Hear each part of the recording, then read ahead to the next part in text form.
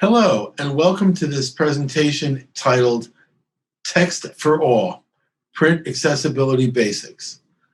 I'm Matt Kaplowitz, president of Bridge Multimedia, and this presentation is coming to you from New York City. The presentation was created by Dr. Wendy Sapp, our Director of Research, and myself. We're going to talk about print accessibility as it pertains to both paper documents and web documents. But first, let's take a few minutes and think about the overarching context in which accessibility exists. Our population for people with disabilities includes people with cognitive disabilities, people with neurological disabilities, people with physical and mobility impairments. In order for documents to be accessible to all of them, this all begins with the core structure of the document. We're going to talk about the core structure. We're going to also talk about the visual structure of the document. We're going to talk about how physical documents should be designed. We're going to talk about how web documents should be designed. And finally, we're going to touch on language considerations.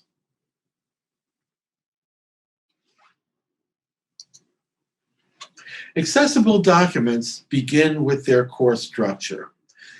The core structure of the document are the headings. Headings work as the outline, as the summary, as the way individuals looking over a document can get the essence of what's there. Because many people with reading disabilities, with cognitive disabilities, look at main points first, the heading document and the design need to fit into a logical heading structure. Logical heading structure means if we look from the top of the document to the end of the document, by looking at those headings and seeing how they move down, we really have a broad understanding of the document. This facilitates comprehension for all readers, and it also enables screen reading devices to meaningfully present key information. The next consideration is reading order. Reading order on the page needs to be consistent with the heading structure. As we're looking at the reading order, think about different pages and how they're designed. Sometimes pages are designed where there is text and there's photos and there's graphics and there's sidebars and sometimes definitions. When you think about the individual who is reading things very literally, when the design content moves all around, it can be a big struggle for these readers. The best design for the reading order is the reading order to be the same as the visual order. Let's take a look at how visual order actually appears in eye scans that have been done studying this. We're looking at a page now with 3 images. These images have areas that are red, yellow, and blue. What the eye scan picks up is where the eye concentrates the most. There are areas in all 3 of these images where there is a horizontal red line. Then there is an area that's shown in yellow. Then there's another horizontal red line, and there's a vertical red line. All 3 of them. The red represents the areas most scanned. The yellow represents the areas next most scanned. And the blue areas represent the areas least followed. Look carefully at these images. The red highlighted areas follow the pattern of the letter F. Now, here's another image of a document, a 2-page document spread that follows this F pattern. On the first page, the headline in dark blue can be thought of like the top bar of the letter F. The subhead below it appears like the lower bar of the letter F. On the second page, the subheads also have that same letter F configuration. Another consideration is contrast. Be especially careful with shades of orange, yellow, and light gray.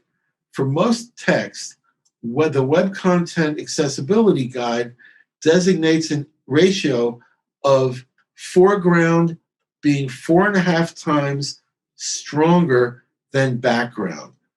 The ratio, according to the Web Content Accessibility Guidelines, 4.5 to 1. Next, within these considerations, these print considerations, are fonts. As we know, fonts can be very ornate or they can be very simple.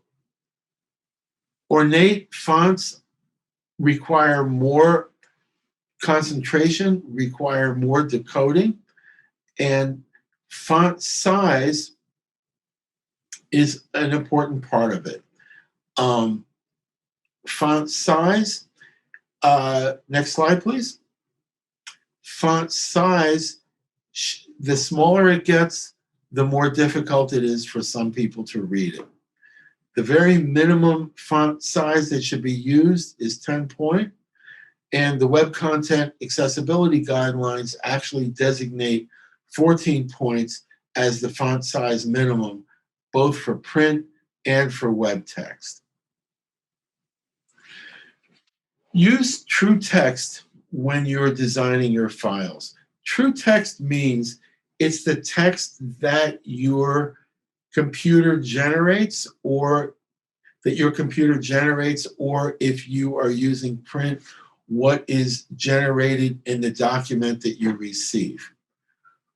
When you use actual text, the text is often much more visible than if you have a scanned image that's laid into the text. Images of text are sometimes not as sharp as the on-screen text itself. Another consideration as you are designing documents is limited use of putting things in all caps. All caps might seem like a good approach for headlines, but it can be difficult to read long passages in all caps. Also, sometimes screen reading devices read all caps incorrectly. Another part of accessible content, accessible text content, is the line length. The text lines that are very, very long can be difficult to read, and also text lines that are very short can be very difficult to read. Now let's talk about color. Color should not be the only way that information is conveyed. For one reason, sometimes documents that start out in color don't always remain in color. Sometimes they're reproduced in black and white, and so the color used to symbolize important information may not carry over to other versions of the document. Additionally, some individuals can't distinguish color. Color blindness or color deficiency affects 1 in 12 men and 1 in 200 women in the world. Together, that's about 4.5% of the world population. Color, therefore, can be part of design. It can be part of graphic design. It can be part of the messaging of your text, but it can't be the only way to convey important messages. Believe it or not, red and green are the two most commonly affected colors. Red and green, just like in traffic lights. Here on the screen now are two images of traffic signal lights side by side. The traffic light on the left shows the standard amber, red, and green signals. The traffic light on the right shows how that red, amber, and green signal is perceived by someone with color deficiency. The red light appears as light yellowish. The amber light appears as medium yellowish, and the green light is gray. Now let's discuss paper documents. We think about the text on the page, we think about line length, we think about font size, we think about color, but the paper document itself is another aspect of accessibility. First and foremost, paper documents must be easy to handle. Be sure your paper documents are available in formats that are easy to be handled. Documents that lay flat and don't need two hands to hold them open. Documents that don't have to be folded in order to, folded or unfolded, to see what's there. Paper documents, whether they're brochures or books or leaflets, ideally they should be able to lay flat and not needed to be unfolded. When handbooks or similar bound materials are created, use spiral or coil bindings, which allow books to lay flat without having to be held open and provide for easy page turning. Also, avoid glossy paper, which requires a reader to hold a certain angle while reading to be able to eliminate glare. Use matte or low luster, low shine paper or shines without any finishes. We've talked about some ways to make print accessibility of print documents easy to use. Let's move on now to some web-based particulars. First, in a web page, be sure that when there's links and there's a focus indicator, that it is easy for the reader to identify something as a link and not simply as an icon. One common way to do this is to put a standard dotted line or other non-colored designation around the image. Further, when talking about links and designing links, the link should be as recognizable as possible. Besides being a line of text, it should be underlined, or it should be identified by something other than color alone. Next, link text needs to be understandable. It needs to speak for itself. Always avoid ambiguous link names like click here, or more, or continue. Those really don't tell your reader much about what they are going to find when they click on buttons like that. Next slide, please. Another element of page navigation is adding a skip to main content link and a skip to navigation link. Pages should have these link indications on every single page. These links can be hidden except when they are moused over or when they're in keyboard focus, but they should be part of what's in your page design. Form controls. For any online form, ensure that the form controls have descriptive labels and instructions. Pay attention to form validation errors and recovery mechanisms when you're testing your documents. Next slide, please. Thinking about video and animation, the recommendation is use it very carefully. If you use it, be sure the navigation controls for the video are easy to operate and they include play and pause and stop. In the videos themselves, avoid flashing or strobing content. It can actually sometimes cause seizures. When making videos, include captions or open captions for all media, and use audio description when possible. When using print documents, include alternative text for all graphics. The last part of what we're discussing is the language itself. Next slide, please. Use plain language and avoid figurative language. Figurative language like hit it out of the ballpark or raining cats and dogs are tremendously confusing to individuals on the autism spectrum and others who are very, very literal thinkers. Next slide, please.